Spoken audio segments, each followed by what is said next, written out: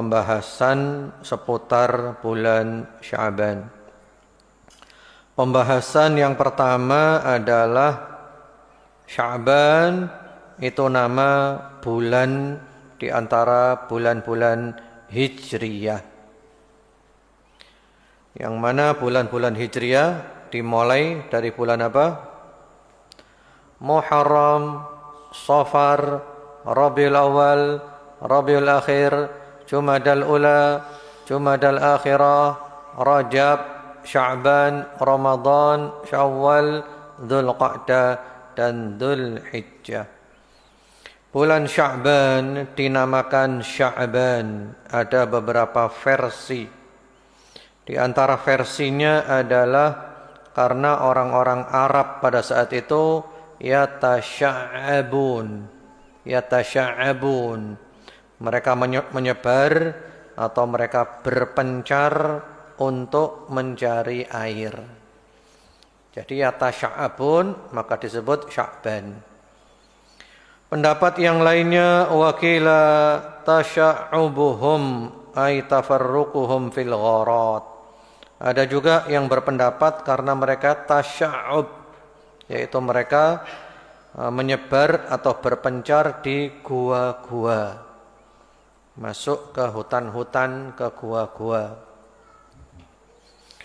Kemudian juga di antaranya pula ada pendapat yang mengatakan li'annahu sya'aba ay dhahara baina syahrai Rajab wa Ramadan, karena bulan ini sya'aba. Sya'aba itu muncul di antara dua bulan besar, yaitu Rajab dan Ramadan, diapit dua bulan besar.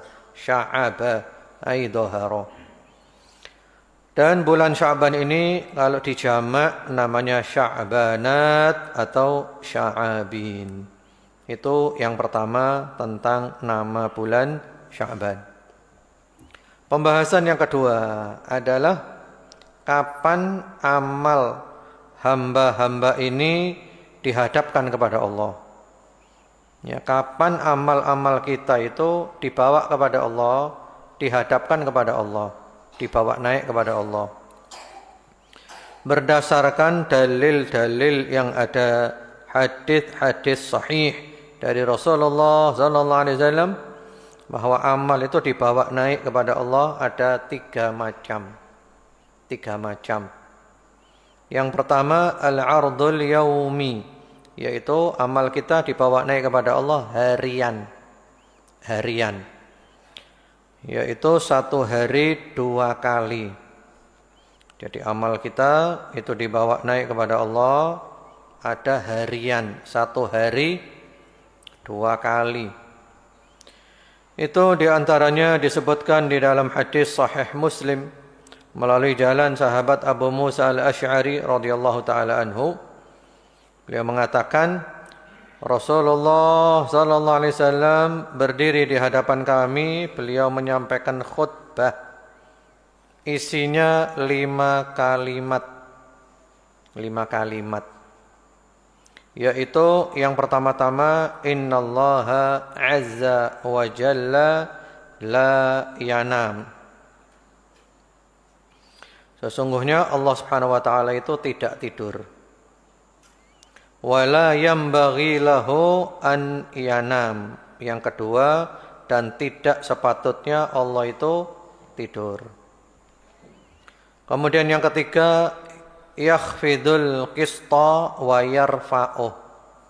Allah itu merendahkan dan meninggikan keadilan. Merendahkan dan meninggikan keadilan. Itu diantara maknanya adalah Allah itu ada amal yang dibawa naik kepada Allah, ditinggikan. Ada rezeki yang dibawa turun kepada makhluk. Itu diantara maknanya. Dan diantara maknanya pula bahwasanya Allah itu yang menegakkan keadilan. Dan Allah pasti adil. Kemudian di antara maknanya pula Allah itu kadang memberikan kepada orang rezeki yang luas, kadang memberikan rezeki yang sempit, dan semua sesuai dengan hikmahnya. Kemudian yang keempat, yurfa'u ilaihi amalul lail qabla amalin nahar. Dibawa naik kepada Allah amal malam sebelum amal siang. Dan yang kelima, wa amalun nahar qabla amalil lail.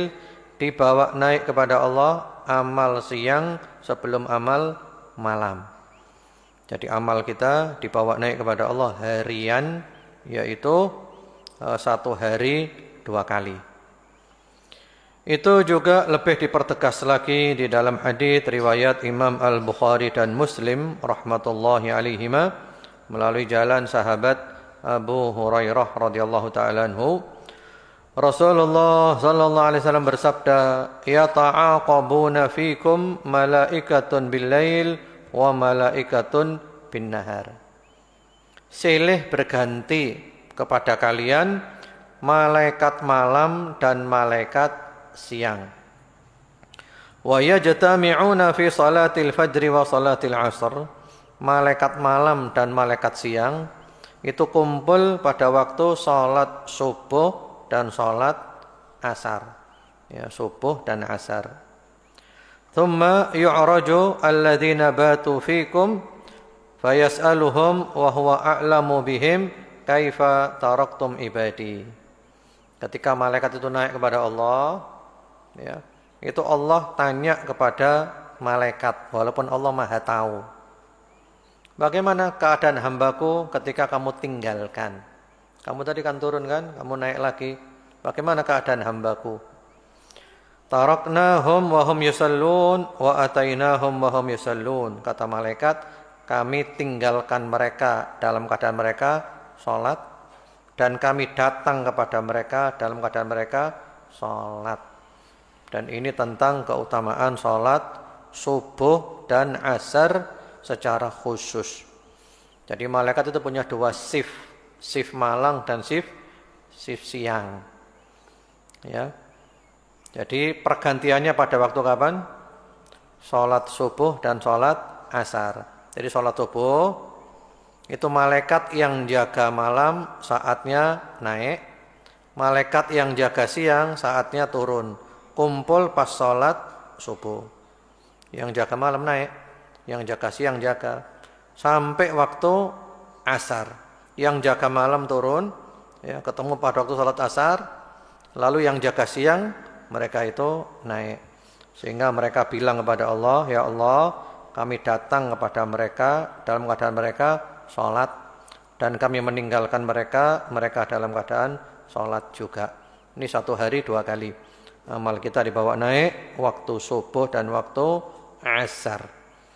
Kemudian yang kedua, al-'ardul usbu'i, yaitu amal kita dihadapkan kepada Allah pekanan atau mingguan, pekanan, setiap pekan. Itu juga 2 kali, dan itu terjadi pada hari Senin dan Kamis.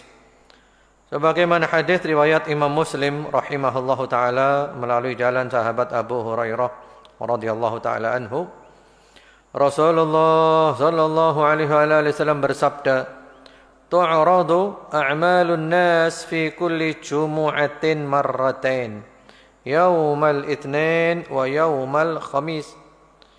Dihadapkan kepada Allah amal-amal manusia setiap, ya, kullu jum'ah. Kalau kita menyebutnya kan seminggu. Kalau versi syar'inya itu sejumat. Bukan seminggu ya, sejumat gitu ya. Sepekan maksudnya.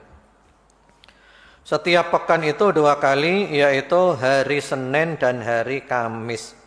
Fayughfar likulli 'abdin mu'min illa 'abdan bainahu wa baina akhihi syahna fayuqal utruku hadzain hatta yafi'a.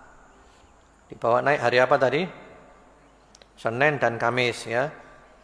Kemudian Allah mengampuni setiap orang mukmin. Orang beriman diampuni semuanya, kecuali orang yang ada permusuhan, kebencian antara dia dengan saudaranya. Maka dikatakan, ya, dua orang yang bermusuhan ini dibiarkan aja, dicuekin aja, sampai mereka tidak lagi bermusuhan. Inilah pentingnya apa? Pentingnya apa? Pentingnya membersihkan hati. Nanti ada riwayat lagi, musim-musim kebaikan. Orang yang hatinya kotor itu nggak dapat kebaikan, dilewati. Terutama orang yang ada kebencian, kedengkian kepada sesama muslim tanpa ada alasan yang syar'i. Apalagi memutuskan silaturahmi, putus hubungan dengan keluarganya, adiknya, kakaknya, pamannya, pipinya, wah, terlewatkan. Anda mau soleh seperti apapun terlewatkan. Harus Harus diapakan dulu? Selesaikan dulu, damai dulu, bersihkan hati dulu. Baru oleh Allah diampuni. Inilah pentingnya ikhwan wa akhwat fillah, barakallahu fikum, bersihkan hati, ya, terutama kita sesama muslim ini rawan untuk diadu domba. Beda-beda enggak ada masalah, jangan mau diadu domba. Insyaallah semuanya masuk surga. Yang penting itu hati ini apa? Bersih, bersihkan hati. Kemudian juga di dalam Sunan At-Tirmidzi dengan sanad yang sahih rahimahullahu taala dari sahabat Abu Hurairah radhiyallahu taala anhu, Rasulullah sallallahu alaihi wasallam bersabda, "Tu'radul a'mal yaumal itsnin wa yaumal khamis, fa uhibbu an yu'rada 'amali wa ana sha'im." Amal itu dihadapkan kepada Allah pada hari Senin dan Kamis, dan aku suka ketika amalku dihadapkan kepada Allah dalam keadaan puasa. Inilah diantara hikmah Nabi puasa Senin Kamis. Baik, itu yang kedua. Yang ketiga, al-'ardus sanawi, yaitu amal dihadapkan kepada Allah tahunan. Setahun itu sekali. Setahun sekali. Amal dihadapkan Allah setahun sekali. Bulan apa kira-kira? Bulan apa? Ya bulan ini, bulan Sya'ban ini. Bukan Ramadan, bukan Dzulhijjah, bukan Asyhurul Hurum, tapi bulan Sya'ban. Nanti ini depan ini. Itu adalah bulan amal kita dihadapkan kepada Allah setahun sekali, bulan Sya'ban. An-Nasa'i rahimahullahu taala meriwayatkan dengan sanad yang hasan rahimahullahu taala dari sahabat Usamah bin Zaid radhiyallahu taala anhuma, beliau mengatakan, "Ya Rasulullah, lam araka tasumu syahran minasyuhur ma tasumu min Sya'ban." Wahai Rasulullah, aku tidak melihat Anda puasa pada bulan-bulan yang lain seperti puasanya Anda pada bulan Sya'ban. Ya, jadi Nabi itu kalau Sya'ban banyak puasa. Kenapa ya Rasulullah? Anda itu kalau Sya'ban kok banyak puasa, melebihi bulan-bulan yang lainnya. Tentu kecuali Ramadan ya. Ini alasannya. Dzalika syahrun yaghfulun nas anhu baina Rajab wa Ramadan. Karena bulan Sya'ban itu bulan yang dilupakan oleh manusia, dilalaikan oleh manusia, karena bulan Sya'ban diapit oleh dua bulan besar, Rajab dan Ramadan. Biasanya orang sibuk dengan Rajab, sibuk dengan Ramadan, melupakan bulan Sya'ban. Ini alasannya. Dan Nabi itu suka menghidupkan ibadah pada saat orang lalai. Dan itu ganjarannya gede sekali. Kemudian kata beliau, wa huwa syahrun turfa'u fihi al-a'mal ila rabbil alamin, dan bulan Sya'ban itu adalah bulan amal-amal dibawa naik kepada Allah Rabbul Alamin. Fa uhibbu an yurfa 'amali wa ana sha'im, maka aku suka amalku dibawa naik kepada Allah dalam keadaan aku puasa. Jadi Nabi itu banyak puasa pada bulan Sya'ban. Nanti kita bahas. Yaitu kita bahas pada pembahasan yang ketiga. Pembahasan yang ketiga adalah puasa pada bulan Sya'ban. Al-Imam Al-Bukhari dan Muslim rahmatullahi alaihima meriwayatkan dari Ibunda Aisyah radhiyallahu taala anha, beliau berkata, "Kana Rasulullah sallallahu alaihi wasallam yasum hatta naqul la yuftir wa yuftir hatta naqul la yasum." Bahwasanya Rasulullah sallallahu alaihi wasallam ada kalanya puasa berhari-hari nyambung, sehingga kami mengatakan tidak pernah berbuka. Ada kalanya Nabi itu berbuka berhari-hari nyambung, sampai kami mengatakan enggak pernah puasa. Wa ma raaitu Rasulullah sallallahu alaihi wasallam istakmala shiyama syahrin illa Ramadan. Wa ma raaituhu aktsar shiyaman minhu fi Sya'ban. Dan aku tidak melihat Rasulullah sallallahu alaihi wasallam menyempurnakan puasa pada satu bulan kecuali bulan Ramadan, dan aku tidak pernah melihat Rasulullah sallallahu alaihi wasallam itu paling banyak puasa melebihi bulan Sya'ban. Jadi kata Ibunda Aisyah, Rasulullah sallallahu alaihi wasallam puasa Ramadan satu bulan penuh, jelas ya. Adapun selain Ramadan itu paling banyak puasanya Nabi adalah bulan Sya'ban. Di dalam riwayat Imam Muslim rahimahullahu taala, redaksinya berbunyi, kana yasumu Sya'ban kullah, kana yasumu Sya'ban illa qalila. Bahwasanya Rasulullah sallallahu alaihi wasallam itu puasa bulan Sya'ban semuanya, bahwasanya beliau itu puasa bulan Sya'ban kecuali sedikit. Jadi artinya kata Imam Nawawi rahimahullahu taala, Rasulullah itu banyak puasa pada bulan Sya'ban. Jadi masalah puasa ini kan orang berbeda-beda ya. Karena orang itu pembukaannya itu berbeda-beda. Dan antum harus tahu antum oleh Allah dibuka di mana. Iya. Tidak boleh tidak tahu. Antum harus tahu antum oleh Allah dibuka di mana. Ada orang oleh Allah dibuka di pintu puasa. Dia kalau puasa itu mudah, senang puasa, mudah puasa. Berarti itu pintumu, kamu fokus di puasa. Sementara dia itu untuk membaca Al-Quran berat. Untuk sholat sunnah dia berat. Untuk amal-amalan yang lain berat. Berarti pintumu di mana? Pintumu di puasa. Tapi ada orang dibukakan oleh Allah di pintu-pintu lain. Pintu puasa enggak dibuka. Artinya kalau puasa sunnah itu sulit dia itu. Ya sudah, kamu fokus di pintu yang Allah bukakan kamu itu. Kan Imam Malik pernah ditegur oleh seorang ahli ibadah. Hai Imam Malik, kamu itu jangan ngajar tok. Kamu fokus ibadah. Fokus ibadah. Kata Imam Malik, masing-masing orang itu oleh Allah dibukakan di pintunya masing-masing. Kalau Allah membukakan aku di pintu apa? Pintu ngajar. Kita semuanya dalam kebaikan, enggak usah saling merasa paling hebat. Ya. Tapi ada orang yang oleh Allah dibuka di semua pintu. Semua pintu kebaikan dibuka oleh Allah. Salah satunya siapa? Sahabat Abu Bakar As-Siddiq radhiyallahu taala anhu.